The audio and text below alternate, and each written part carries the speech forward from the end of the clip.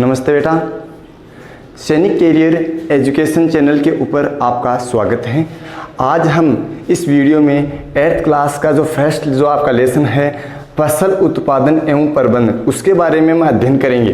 तो सबसे पहले लेसन का नाम है अपना फसल उत्पादन एवं प्रबंध। सबसे पहले हम बात करते हैं फसल की।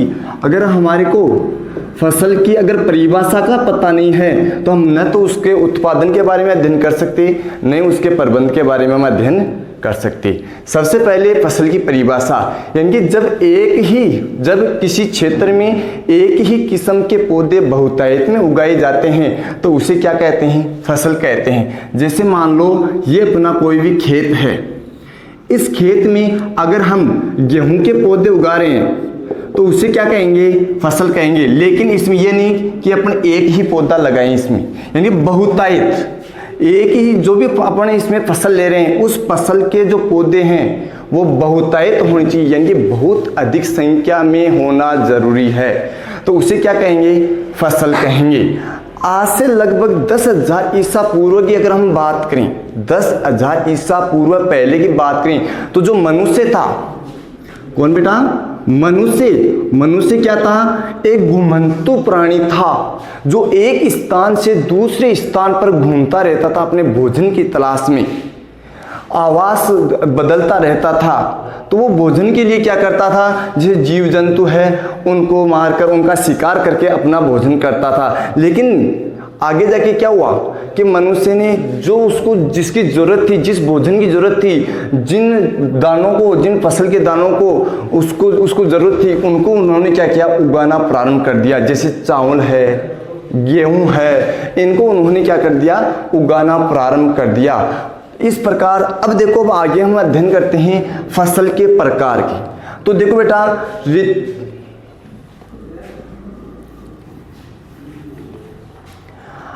अब करते हैं फसल के प्रकार। सबसे पहले पढ़ते हैं हम ऋतुओं के आधार पर। ऋतुओं के आधार पर फसलों की प्रकार। तो ऋतुओं के आधार पर फसलें कितने प्रकार की होती हैं? 3 प्रकार की होती हैं। कितने प्रकार की बेटा? 3 प्रकार की होती हैं। वैसे आपके सिलेबस में 2 ही प्रकार दिया हुआ है, एक तो खरीफ की फसल और एक रबी की फसल। लेकिन एक तीसरी फसल और होती है जिसको बोलते हैं जायद की फसल। तो देखो बेटा, सबसे पहले बोर्ड पे देखना, पहली फसल है आपकी रबी की फसल, दूसरी है आपकी जायद की फसल और तीसरी है खरीफ की फसल।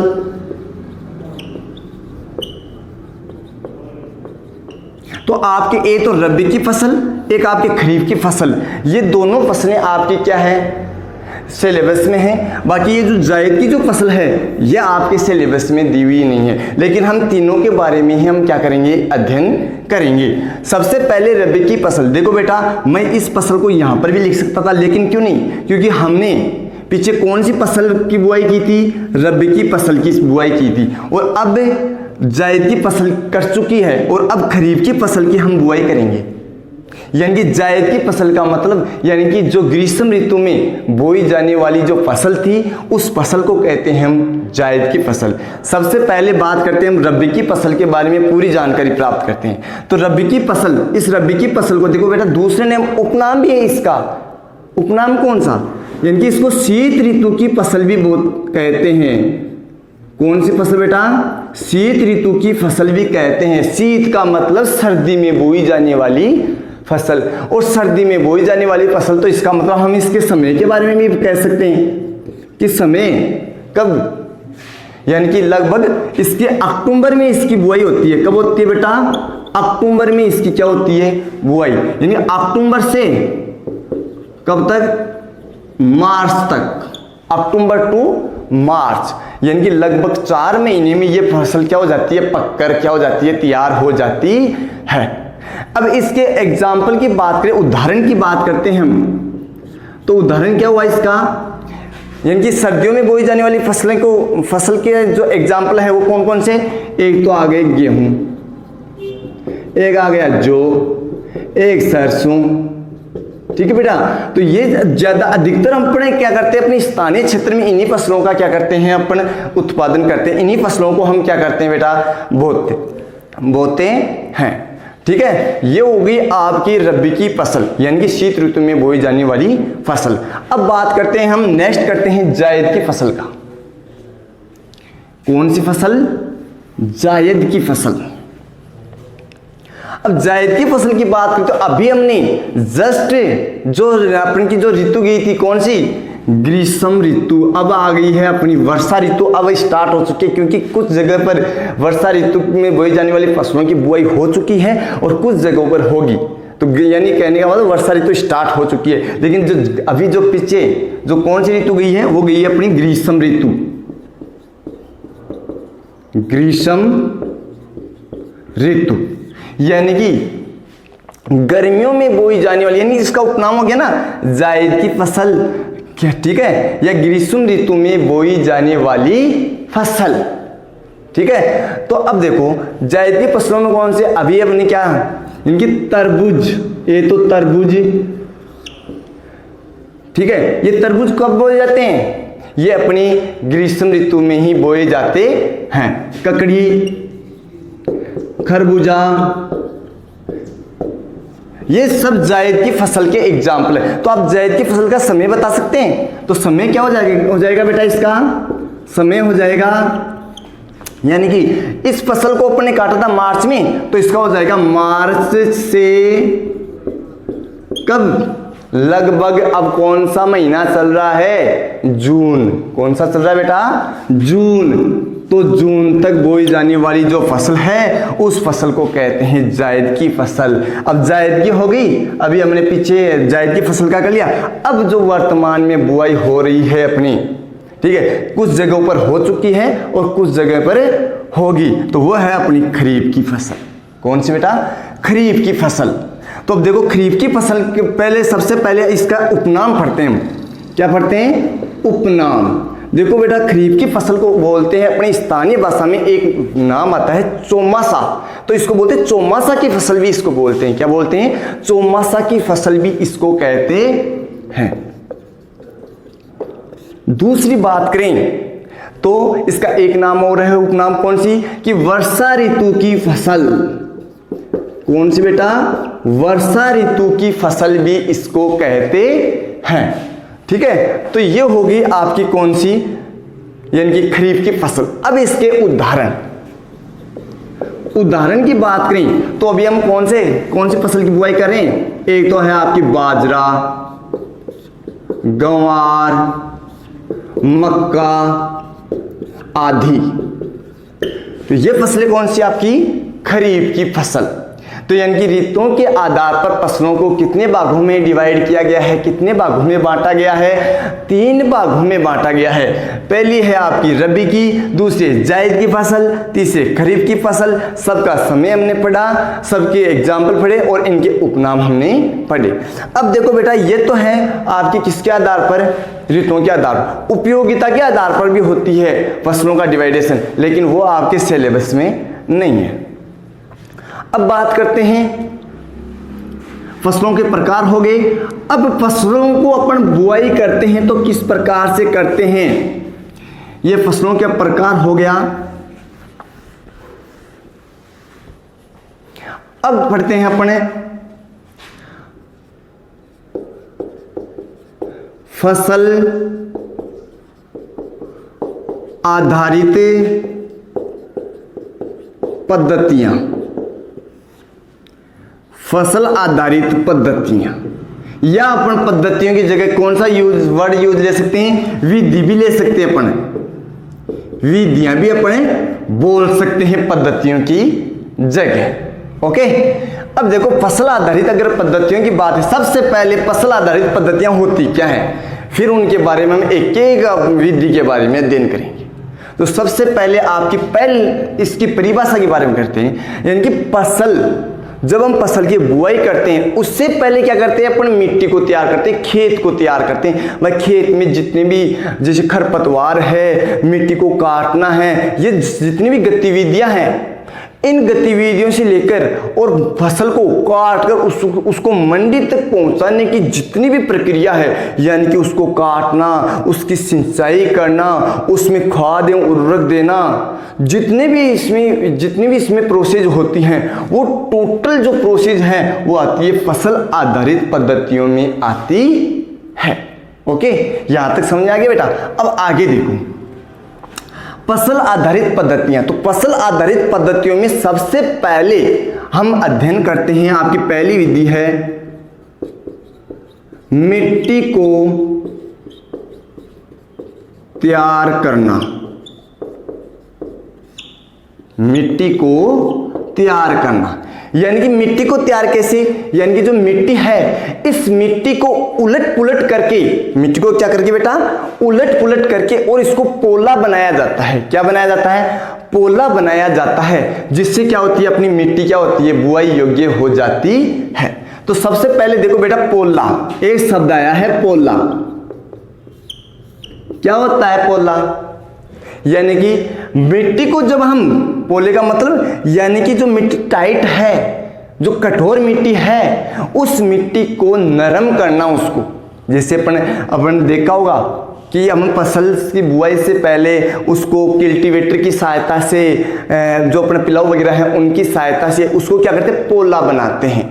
क्या करते हैं बेटा, पोला बनाते हैं। तो पोली जो मिट्टी होती है, पोली मिट्टी, ये पोली मिट्टी फसल के लिए बहुत ही उपयोगी होती है, क्योंकि जो पोली मिट्टी है, इस पोली मिट्टी में जो सूक्ष्म जो जीव होते हैं, लाभकारी सूक्ष्म जीव, कौन से सूक्ष्म जीव, फसल के लिए लाभकारी सूक्ष्म जीव, वो लाभकारी सूक्ष्म जीवों की जो वृद्धि होती है वो इसी पोली मिट्टी में होती है।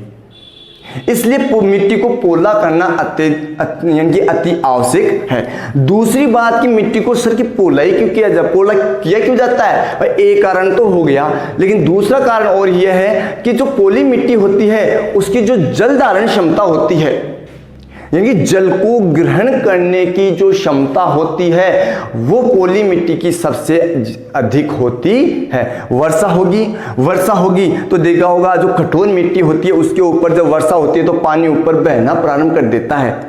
लेकिन जब मिट्टी की अपने कटाई कर दी, उसको पोला बना दिया उलट पुलट करके, और उसको क्या बना दिया बेटा, पोला बना दिया। और पोला बना देते हैं तो फिर उसकी जल धारण यानी वो पोली हो जाती है। जैसे वर्षा होती है टोटल पानी को वो सोख लेती है। कौन, पोली मिट्टी। ये पोली मिट्टी क्या करती है, उस पानी को सोख लेती है। इसलिए ये पोली मिट्टी है, ये अपनी जो फसल है उस फसल की बुआई से पहले यानी कि अति आवश्यक है, यानी मिट्टी को पोला करना। दूसरी बात, जो पौधा है अपना, जो अपन जो फसल लगा रहे हैं इसमें, उस पौधे की जो जड़ें हैं वो पोली मिट्टी में गहराई तक आसानी से चली जाती है। और जब गहराई से जाएगी, अब ये देखो बेटा, ये अपनी मिट्टी है, ये अपना खेत है, इस खेत की मिट्टी की ये ऊपरी परत है। इस ऊपरी परत को, ये ऊपरी परत क्या होती है बेटा, कठोर होती है। क्या होती है, कठोर होती है। जब इस मिट्टी को अपन क्या करेंगे, पोला बनाएंगे तो इसके ऊपर अगर कठोर मिट्टी है तो वर्षा होगी तो इसके ऊपर जैसे ही वर्षा का जल गिरेगा ये जल इसके ऊपर बहना प्रारंभ कर देगा। ठीक है, अब ये बहना प्रारंभ करेगा तो ये मिट्टी है इस जल को कम सोख पाएगी, यानी कि बहुत ही कम मात्रा में ये जल इसके अंदर जाएगा। अगर इसको हम पोला बना देते हैं तो ये जल को क्या कर लेगी, आसानी से सोख लेगी, अर्थात इसका ग्रहण कर लेगी। ये है पोली मिट्टी के क्या है बेटा, लाभ। अब बात करते हैं मिट्टी को तैयार करना। ये विधि अपन पढ़ रहे थे कि मिट्टी को तैयार करना, तो मिट्टी को जो उलट पुलट करके और उसको जो पोला बनाया जाता है उसको क्या कहते हैं, उसको कहते हैं जुताई। क्या कहते हैं बेटा, जुताई कहते हैं। यानी कि मिट्टी को उलट पुलट करके और उसको पोला बनाने को क्या कहते हैं, जुताई कहते हैं। और जुताई करने से क्या होता है कि जो अपनी मिट्टी है इस मिट्टी की जो ऊपरी परत है, इस ऊपरी परत में पोषक तत्व वो बहुतायत में होते हैं, यानी कि नीचे मिट्टी में अपना नीचे वाली परतों में अगर हम जाते हैं तो पोषक तत्वों की कमी होना प्रारंभ हो जाती है, और इस ऊपरी परत में ही पोषक तत्व सबसे ज़्यादा होते हैं। जब हम इस मिट्टी को उलट पुलट करते हैं तो ये पोषक तत्व क्या होते हैं कि थोड़ा नीचा चला जाता है ये पोषक तत्व, और यहाँ पे जाके जब हम बीज डालते हैं, यहाँ पे हमने बीज डाला तो ये बीज को क्या होगा, आसानी से ये पोषक तत्व क्या हो जाएंगे, उपलब्ध हो जाएंगे। तो इन पोषक तत्वों को उपलब्ध यानी बीज को जो पौधा है उसको उपलब्ध करवाने के लिए भी मिट्टी को पलटा जाता है, यानी कि उसको उलट पुलट किया जाता है। ये है अपने क्या है बेटा, मिट्टी को तैयार करना। नेक्स्ट है अपनी बुआई। तो बुआई देखो बेटा, बुआई के अलग अलग स्रोत हैं। एक तो है पारंपरिक स्रोत, एक है आधुनिक स्रोत।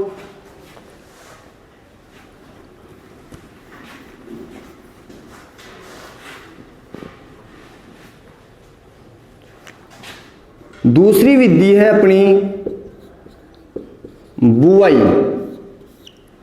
तो यानी खेत है अपना, उस खेत के अंदर जब हम बुआई करते हैं, यानी कि मिट्टी को तैयार करने के बाद में उसको बिल्कुल समतल बना के और उसके बाद में क्या करते हैं अपन, बुआई करते हैं। तो बुआई करने के लिए अपने पास में अलग अलग साधन हैं। एक तो है आपके पारंपरिक साधन, एक है आधुनिक साधन। पारंपरिक साधन कौन से, जैसे आपने देखा होगा बेटा कि गांव में क्या है, जैसे खेत है, खेत में क्या है, जैसे बेल को देखा है, बेल से खेती की जाती है, ऊंट से खेती की जाती है, यानी पशुओं से खेती की जाती थी। वो क्या थे, पारंपरिक, यानी पहले से चलते आ रहे, ठीक है। तो वो क्या, इसमें पारंपरिक साधनों में क्या होता है, एक आपका है पारंपरिक साधनों में है आपका हल का नाम सुना है, जिसको आजकल जैसे आधुनिक साधनों में अगर उसको दूसरा नाम दे दिया, उसको नाम दे दिया कल्टीवेटर।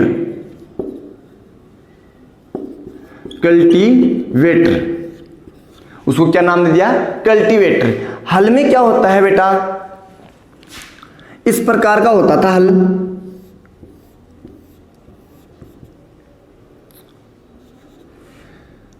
अब इसमें क्या होता है कि इसके दोनों तरफ ये जो आपकी जो ये बीच वाला ये जो आपको सॉफ्ट दिख रहा है, इसके दोनों तरफ एक बेल इधर और दूसरा बेल दूसरी तरफ होता था।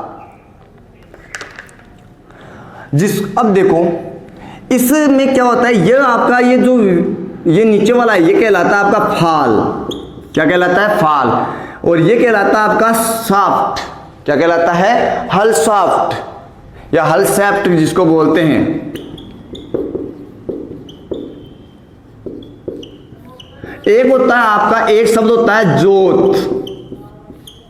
क्या होता है बेटा, जोत होता है। ये जोत क्या होता है, ये जोत, अब आपका एक बेल तो इधर है, दूसरा बेल इधर है, ठीक है। ये आधुनिक पारंपरिक साधन है। इस पारंपरिक साधन में इस प्रकार का एक हल होता था, जिसमें ये जो बीच वाला जो इसका ये सिरा होता था, उसको ये जो बीच वाला ये लकड़ी का बना हुआ होता था, उसको बोलते हैं हल सॉफ्ट और इसको बोलते हैं फाल। अब इस हल सॉफ्ट में क्या होता था, आगे इस प्रकार का एक यानी कि लकड़ी का बना हुआ एक ढांचा होता था। उस लकड़ी के बने हुए ढांचे को जो बैल होते थे, वो बैलों को यहाँ पे इनके बांधा जाता था और फिर बैलों के माध्यम से इसको खींचा जाता था। तो इन बैलों को बांधने के लिए जो एक रस्सी की तरह होती थी, यानी कि उस रस्सी को क्या बोलते थे, जोत बोलते थे।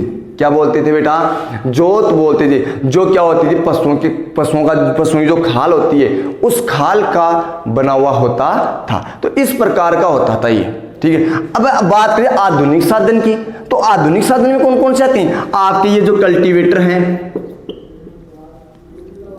ये कल्टीवेटर किस में आते हैं, ये आपके आधुनिक साधन में आते हैं।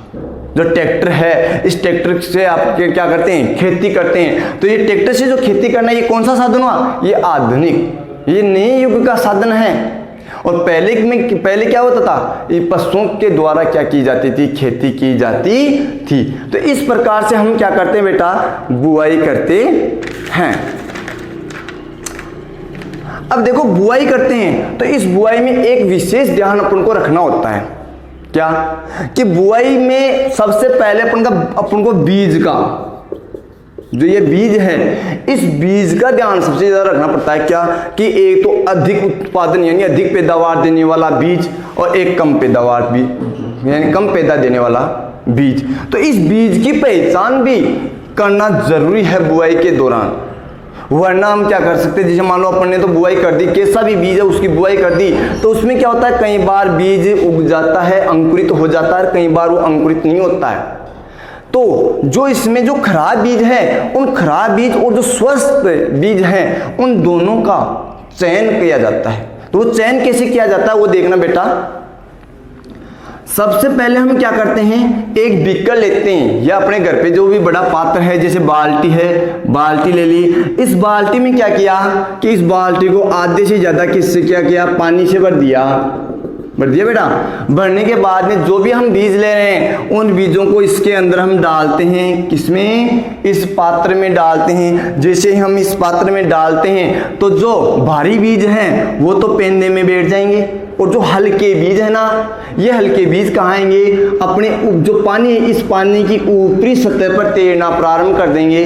अब जैसे ये ऊपरी सतह पर तैरना प्रारंभ करेंगे तो इन बीजों को तो हम क्या कर देंगे, निकाल कर फेंक देंगे, क्योंकि ये बीज क्या है, अंदर से खोखले, क्या बेटा, खोखले। तो इन बीजों को तो हमने निकाल दिया, तो ये नष्ट बीज निकाल दिया। अब ये पेंदे में बचे हुए जो बीज है ना, इन बीजों को हमने क्या कर लिया, दूसरे पात्र में निकाल लिया, निकाल के इनको क्या कर लिया बेटा, सुखा लिया, और सुखाकर इन बीजों की क्या कर लेंगे, हम बुआई कर लेंगे। इस प्रकार स्वस्थ बीजों क्या यानी स्वस्थ जो बीज हैं उनका चयन करने की ये विधि है। एक प्रकार से अपने घर पे भी हम इस विधि का उपयोग कर सकते हैं, जो स्वस्थ बीज हैं उनका हम चयन कर सकते हैं। अब देखो बुआई में क्या होता है कि जो भी बीज हम डालते हैं वो बीज क्या करते हैं, एक निश्चित गहराई में हम डालते हैं।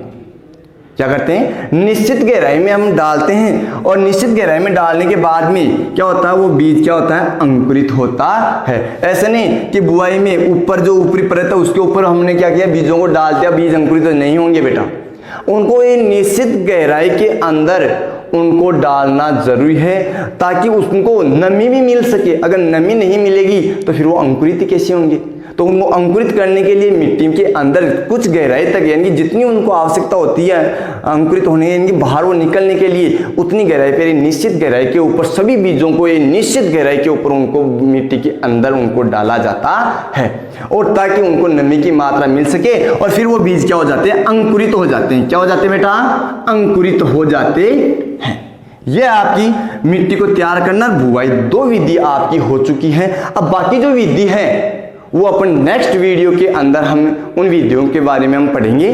तो बेटा ज्यादा से ज्यादा इस चैनल को क्या करना, सब्सक्राइब करना, ताकि जो अदर्स जो स्टूडेंट्स हैं और उनके पास में इनको शेयर करना। सब्सक्राइब करने के बाद में क्या होगा, आपको जो भी हम नई वीडियो इस चैनल के ऊपर डालेंगे उनका नोटिफिकेशन आपको मिल जाएगा, और उस वीडियो को आप जरूर देखना। इसका जो नेक्स्ट जो वीडियो है इस लेसन का, वो अपन अगली बार नेक्स्ट वीडियो के अंदर हम पूरे लेसन का क्या करेंगे, इसका अध्ययन करेंगे।